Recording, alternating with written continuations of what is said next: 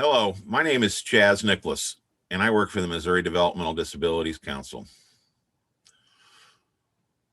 Employment Toolkit. Module 3, Informed Decision Making. Historically, individuals with disabilities were regulated to the care of guardians. Intentionally or not, they were perceived as less capable of decision making for themselves and were denied their autonomy. Over the last 20 years, in the United States, we have been trying to move away from this model. Research has shown that greater self-determination correlates to a greater life satisfaction. As a support coordinator, you are a facilitator. You work with individuals to help them take control and responsibility for their own lives. This pyramid represents the Maslow's hierarchy of needs. Originally, there was a 5-stage model, which is depicted. Human motivation is based on people seeking fulfillment and change through personal growth. Self-actualized people are those who were fulfilled and doing all that they are capable of. Promoting self-determination. Promoting self-determination means addressing the skills, knowledge, and attitudes clients will need to exercise control over and responsibility for their own lives. Parents and special education teachers should also be promoting self-determination with clients. They should be involved in problem solving and decision making. This often requires complex cognitive skills. As you help clients divide these problems/decisions into smaller, more manageable steps, clients can learn the skills to complete each step more independently. 6 standards of home and community-based support rules. Number 1, integrated into the community. Lives, works, and does things in the neighborhood, which includes people without disabilities, and the individual works with people without disabilities. Number 2, individual choice. The person decides where to live, what supports, and from whom. Who lives with them? If they rent or buy an affordable home, they manage their own money. Number 3, individual rights. The right to privacy in their own home, the right of choosing their own activities. Number 4, autonomy. The person chooses their own activities. They are responsible for their household and chores. Number 5, choice regarding service and providers. The individual chooses the services they want. They choose who they want to provide those services. Number 6, person-centered planning. This includes trusted people chosen by the client. A plan is accessible to the client in a language that they can understand, and the process occurs at times and locations that are convenient to the individual. Supported decision making. The ISP, or individual support plan process, offers informed choices to the individuals regarding the services and supports they receive and from whom. The role of the support coordinator is the support planning process. They help the client identify key information about themselves, develop a vision for their future, coordinate resources and supports to make the vision a reality, collaborate with people chosen by the individual, identify informed choices made by the individual, and provides mechanisms to implement actions that identify where the individual wants to live and with whom, employment and the opportunity to earn competitive wages, how to be involved in their community, what personal goals, accomplishments, or experiences they would like to have achieved. And finally, how to meet health, behavioral, medical, and environmental needs. Facilitating informed decisions. The decision-making process involves identifying options, identifying consequences from each option, addressing the risk associated with each consequence, examining how each option coincides with personal preferences, interests, and needs, and making a judgment about which option is optimal. Many students with severe disabilities can be taught through role modeling and other strategies to contribute to the process of generating options and can increase their knowledge about consequences associated with each option through personal experiences and instructions. All students have preferences, and all students can become more involved in comparing decision options with personal preferences. Decision making ends with making a choice, and students with severe disabilities can be involved in that step also. The purpose of the Employment First is to improve the quality of life for individuals with disabilities. Clients must be invested in the outcome for lasting change to occur. Your job is to facilitate the mental shifts needed for clients to actualize that improved quality of life. Use the 5 milestones of the ADKAR to build positive and lasting changes in clients. The first step is awareness. Clients understand the importance and need for change.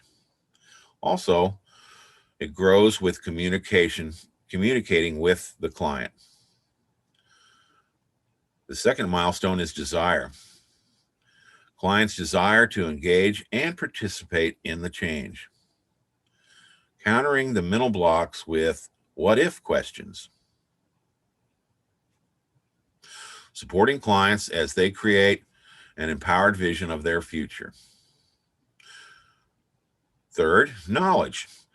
Clients learn how to make a change and they grow from the client's training and experience. Number 4, ability. A client demonstrates the competence to implement the change. This grows out of coaching clients, type, relationship, practice, and time.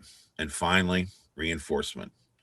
Supporting the client to sow positive changes endure, measure progress, reassess as necessary, make corrective actions, and recognize successes. Next slide. Inhibiting factors.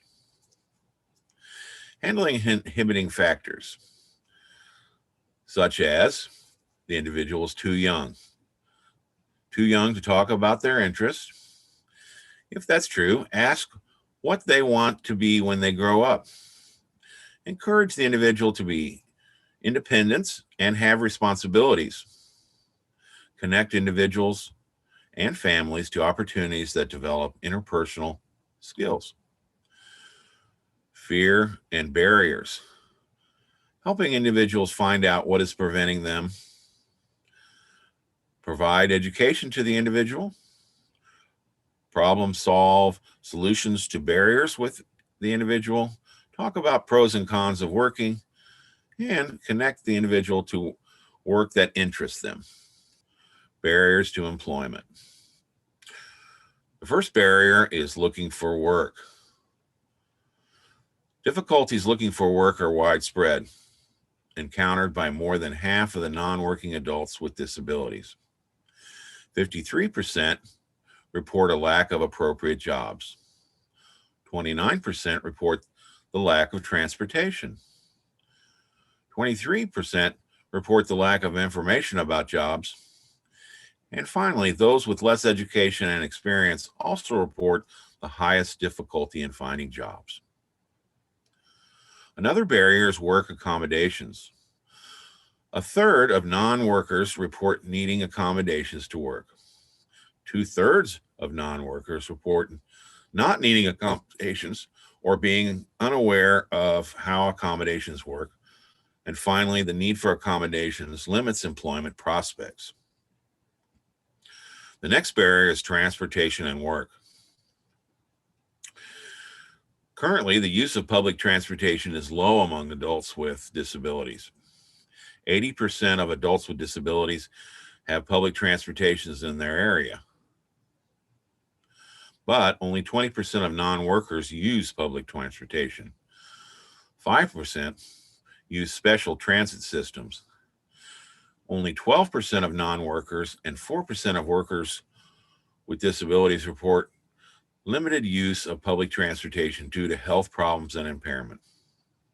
And finally, other influencing factors include cost, accessibility, inconvenient hours, unreliability, or difficulties understanding how to use public or special transportation services. Fear of losing benefits. It is an issue that is likely to come up with clients repeatedly. Processing good understanding of how benefits are affected by employment will help ease your client's fears. Depending on the incentive, some of the client's income might not be counted. Other incentives allow clients to maintain their Medicaid coverage even when they no longer receive SSI cash benefits. Some of the work incentives include the earned income exclusion. If a client earns over $65, the Social Security Administration only reduces benefits by $1 for every $2 beyond that first 65. The student earned income exclusion. If your client is under 22, up to $1,900 of gross earnings per month can be excluded, not figured into countable income, as long as the student does not exceed $7,670 per year. Impairment-related work expenses. These are out-of-pocket expenses that may be excluded from earned income if the items or services are needed to work and were purchased for a reasonable cost. The plan to achieve self-support, or PASS plan. The PASS plan allows clients to set aside income and resources to meet expenses for reaching an employment goal. Clients may exclude part of their parents' or spouse's income or resources too. The ticket to work. The ticket to work allows clients who are eligible to receive free benefit counseling from Work Incentive Planning and Assistance, or WIPA projects. They are also eligible for Protection and Advocacy for Benefits of Social Security, or PAPST program, helping to remove barriers to employment. For more information on Social Security Administration work incentives, go to the Social Security website at www.ssa.gov/redbook.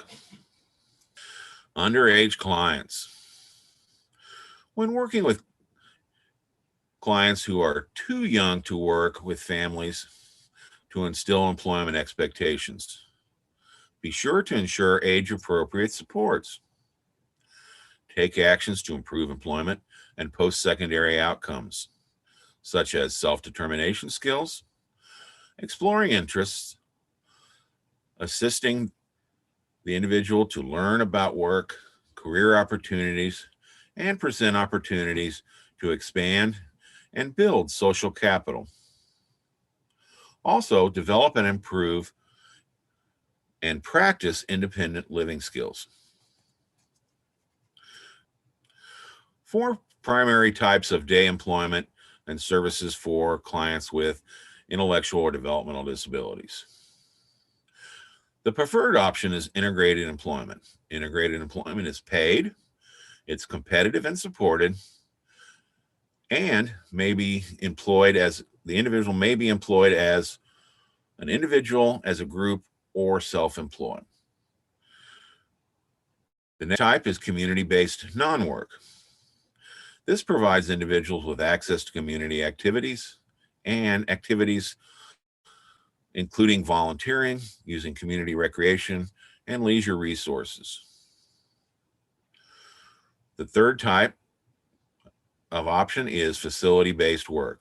It is also paid as continuous job-related support and supervised. This type of work is commonly referred to as sheltered work or work in an activity center or extended employment program.